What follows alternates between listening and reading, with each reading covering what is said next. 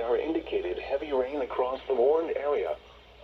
2 to 3 inches of rain have fallen over the last few hours, with localized amounts up to 4 inches. Isolated flash flooding is expected to begin shortly. Some locations that will experience flooding include Atlanta, Marietta, Sandy Springs, Roswell, Johns Creek, Alpharetta, Smyrna, Dunwoody, Duluth, Chamblee, Norcross, Doraville, Berkeley Lake, North Atlanta, North Druid Hills, Tucker, Mount Bethel, Vinings, Sandy Plains, and Brookhaven. Additional rainfall amounts of up to 1 inch are possible in the warned area. Be especially cautious at night when it is harder to recognize the dangers of flooding. Excessive runoff from heavy rainfall will cause flooding of small creeks and streams, urban areas, highways, streets, and underpasses, as well as other drainage areas and low-lying spots.